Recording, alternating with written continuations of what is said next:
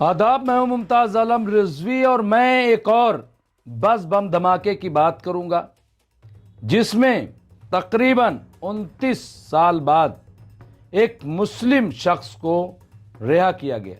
जी हां, बल्कि दो लोग हैं जो रिहा किए गए हैं और ये 29 साल बाद उनकी रिहाई हुई है और वो बेगुनाह रिहा हुए हैं। ये हाई कोर्ट ने, इलाहाबाद हाई कोर्ट ने माना है कि उन पर कोई भी गुनाह, कोई भी इल्ज़ाम साबित नहीं हो पाया है, इसलिए उन्हें बरी किया जाता है। लेकिन 29 साल बाद ये पूरा मामला जो है अब सामने आया है। हालांकि 29 साल बाद जब ये लोग रिहा किए गए तो कहीं कोई खबर नहीं है, कोई चैनल इस खबर को दिखाने के लिए तैयार नहीं है। लेकिन सोचिए आप ज़रा से कि 29 साल पहले जब ये मामला 27 अप्रैल 1996 को आया होगा तो क्या हंगामा रहा होगा, किस तरह से इस मामले को उछाला गया होगा। तो मैं यहाँ पे ये बताना चाहता हूँ, यहाँ जो मामला है कि उत्तर प्रदेश में 29 साल बाद बस विस्फोट के मामले में मुस्लिम आरोपी जो है वो बरी कर दिए गए हैं। हाई कोर्ट ने ये माना है कि पुलिस जो है वो इन पर लगे इल्ज़ामात को साबित नहीं कर सकी। जो भी इन पे ये गुनाह जो थे इनके, वो पुलिस जो है साबित नहीं कर पाई। लिहाजा इनको सबूतों के अभाव में, सबूतों की अदम फराहमी के सबब जो है इन्हें रिहा किया जाता है। तो ये आप देखिए, ये 29 साल बाद, मैं इस पे और बात करूंगा, लेकिन सबसे पहले मैं डिटेल आपको दे दूं कि आखिर हुआ क्या था, कैसे ये अरेस्ट हुए थे और अब क्या हो रहा है। 29 साल बाद ये लोग रिहा हुए हैं। तो यहां आप देखिए कि पुलिस नाकाम रही। यहां गाजियाबाद के मोदी नगर में 27 अप्रैल 1996 को बस में बम धमाके हुए थे। बस में बम धमाके हुए जिसमें यहाँ पे आप देखिए कि आरोपी इलियास, जिसके मामले में गाजियाबाद के मोदी नगर में 27 अप्रैल 1996 को एक बस में धमाका हुआ था, जिसके इल्ज़ाम में, धमाके के इल्ज़ाम में मुबैना तौर पर मुल्ज़िम इलियास की उम्र कैद की सज़ा हुई थी। उम्र कैद की सज़ा इन्हें सुनाई गई थी। इलाहाबाद हाई कोर्ट ने अब इस उम्र कैद की सज़ा को रद्द कर दिया है। इस बम धमाके में 18 जो मुसाफिर थे, जो यात्री थे, उनकी मौत हो गई थी। इस बम धमाके में 18 लोगों की मौत हुई थी। 2013 में हाई कोर्ट ने इलियास और अब्दुल मतीन को उम्र कैद की सज़ा सुनाई थी। 2013 में ये उम्र कैद की, कोर्ट ने उम्र कैद की सज़ा सुनाई थी और अब इन्हें इलाहाबाद हाई कोर्ट ने बरी कर दिया बाइज्जत, क्योंकि कोई सबूत नहीं मिले। इसके अलावा ये भी बताया जा रहा है कि जो सह आरोपी इनके थे, तस्लीम को बरी कर दिया गया था उसी वक्त। इसके अलावा हाई कोर्ट के जस्टिस सिद्धार्थ और जस्टिस राम मनोहर नारायण मिश्रा ने सबूतों के अभाव में इलियास को उम्र कैद की सज़ा रद्द कर दी, इलियास की। और हाई कोर्ट ने कहा कि दिल्ली आईएसबीटी से बस चलने से पहले उसमें बम रखा गया, लेकिन बम किसने रखा ये पुलिस नहीं बता सकी, ये पुलिस साबित नहीं कर सकी। लिहाजा इन्हें बरी किया जाता है। तो ये आप देखिए, बम धमाके का मामला है, ये 1996 का मामला है। 29 साल बाद ये आप देखिए कि ये लोग बरी हुए हैं और ये पुलिस साबित नहीं कर सकी कि बम किसने रखा। अब एक बहुत बड़ा सवाल है, देखिए अभी दिल्ली में जो धमाका हुआ है उसको लेकर के मामला बहुत सेंसिटिव है, बहुत अफसोसनाक है। उसमें भी 13 लोग मारे गए और ये धमाका और पूरा जो पकड़ा जा रहा है और उसमें जो डॉक्टर्स की एक पूरी टीम दिखाई जा रही है। अभी डॉक्टर उमर का एक वीडियो भी सामने आया है। ये तमाम चीज़ें हुई हैं और उससे एक पूरा टेरर है और आतंकवादी है ऐसा नहीं है, हैं दहशतगर्द। लेकिन मैंने एक बात कही थी कि जिस दांत में दर्द हो और कीड़े लगे हों, अगर वही दांत निकाला जाए तब तो उस शख्स को सुकून मिलेगा, लेकिन अगर उसके बगल वाला दांत निकाल लिया जाए जल्दबाजी में तो जो कीड़े लगे हुए दांत है वो तो वैसे ही रह गया और इंसान के दर्द भी बढ़ गया। अब यहां मैं इसलिए ये बात नहीं कह रहा हूं, मैं कह रहा हूं कि जिस वक्त ये इलियास को पकड़ा गया होगा, सोचिए आपकी क्या हंगामा रहा होगा।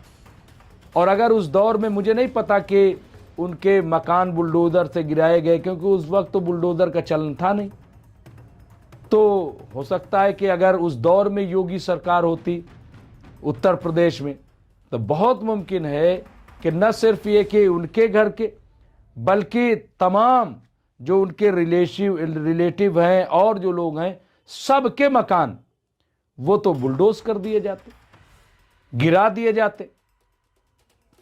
लेकिन अब सवाल ये है कि 29 साल बाद इन्हें रिहा किया गया है। ये जो 29 साल है इसका क्या होगा, इसके लिए जिम्मेदार कौन होगा? मुल्क की सिक्योरिटी बहुत अहम है, इसमें दो राय नहीं है, लेकिन 29 साल लग गए ये साबित करने में। 29 साल का वक्त, और जिन्होंने, जिस कोर्ट ने उम्र कैद की सजा सुनाई थी, सवाल यह है कि उसके पास क्या सबूत थे, वो किस बुनियाद पे सजा सुनाई गई, यह एक बड़ा सवाल तो है। अच्छा, ये पहली बार नहीं हुआ। इसी तरीके से अक्षरधाम के मंदिर के मामले में तकरीबन 10 लोगों को फांसी की सजा सुना दी गई थी। जमीयत उलमा हिंद ने मुकदमा लड़ा, मामला जो है वो सुप्रीम कोर्ट तक गया और सुप्रीम कोर्ट से वो तमाम लोग बाइज्जत बरी भी हुए, उन्हें बरी किया गया। बार बार ये बात कही जाती रही कि सवाल यह है कि इसी तरीके से मोहम्मद आमिर 14 साल बाद जेल से बरी हुआ, वो अभी है। बहुत सारे ऐसे हैं और उनके साथ जो कुछ होता है।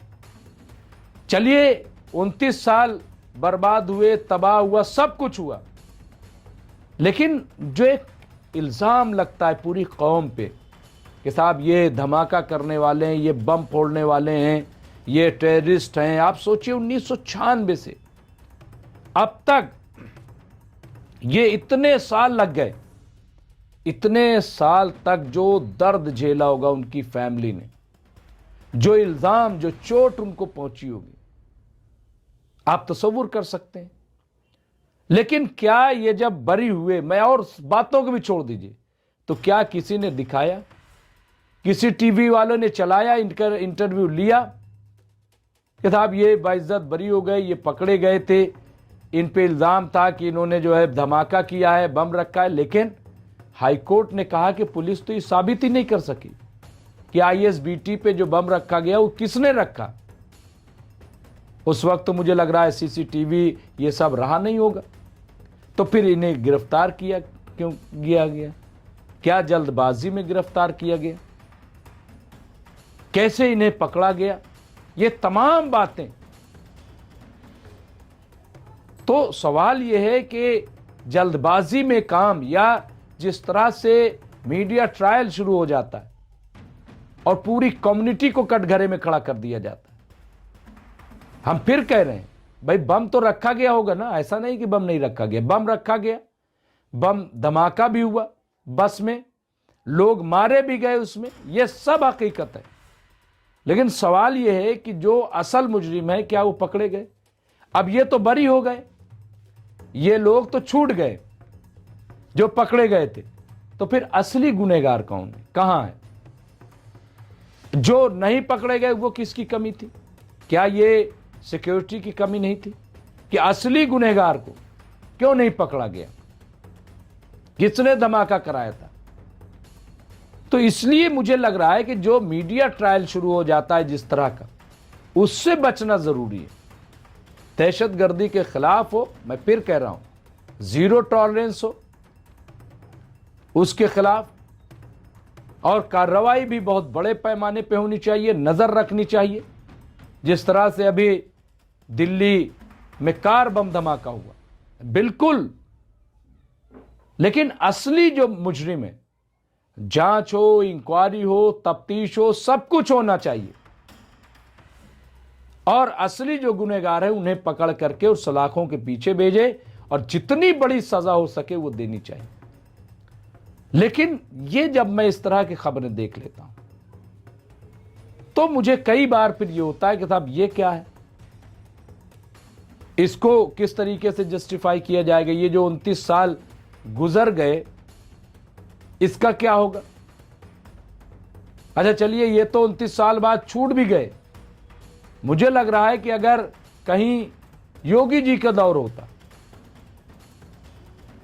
तो शायद घर जो बुलडोज होता वो तो होता, शायद ये इनका इनकाउंटर भी हो जाता कि साहब ये तो, और वाकई जिस तरह का इल्जाम है कि साहब 18 लोग मर गए धमाके में, ये इल्जाम,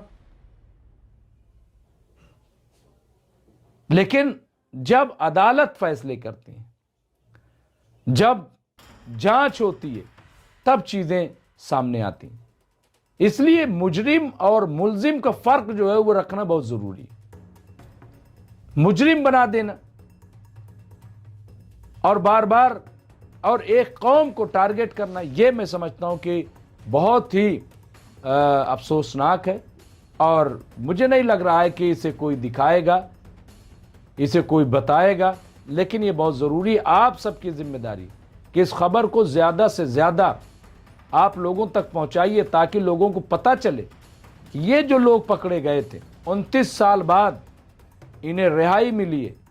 पुलिस जो है वो नहीं साबित कर सकी कि ISBT पे, दिल्ली का जो यहाँ पे बस स्टैंड है, वहाँ पे किसने बस में बम रखा। लेकिन 2013 में उम्र कैद की कोर्ट ने सजा सुना दी। कैसे सुना दी? क्या उस वक्त सबूत मिल गए थे?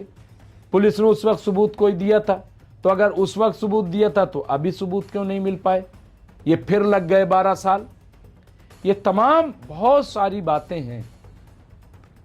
दहशतगर्दी हो, फिरका परस्ती हो, ये नफरत फैलाने वाले इंतहा पसंद लोग हों, हम इनका मजहब नहीं मानते। ये सिर्फ कोई ना कोई ताकत है जो मुल्क में अफरा तफरी मचाने काम कर रही, कोई बड़ी साजिश कर रही है।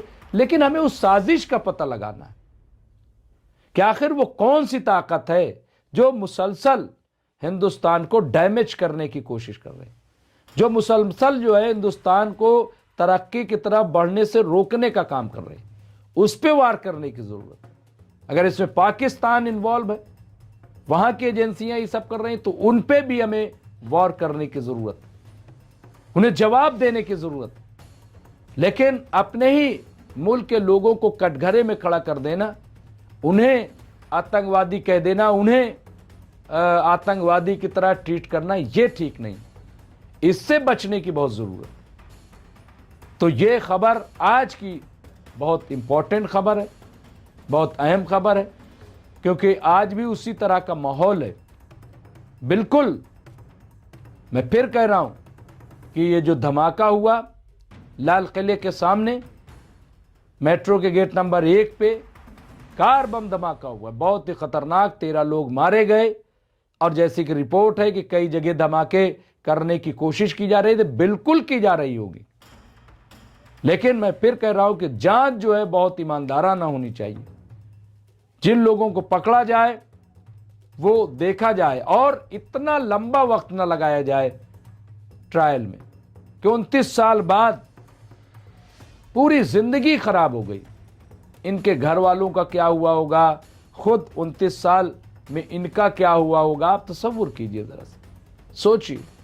और ये जो पूरे कौम वहां पे कटघरे में जब खड़ी हो जाती, धीरे धीरे आप देखिए कैसे माहौल बनता है। आज धीरे धीरे आज हर कोई जो है मुसलमानों की शक को निगाह से देखने लगा, क्योंकि उसे बनाया जाता है माहौल। लेकिन जब बरी होते हैं तब नहीं दिखाया जाता, तब नहीं बताया जाता कि साहब ये बरी हो गए, इन पे कोई इल्जाम ही नहीं साबित हो पाया, पुलिस बता ही नहीं सकी कि गुनहगार हैं कि नहीं हैं, बम किसने रखा नहीं रखा बताया ही नहीं गया।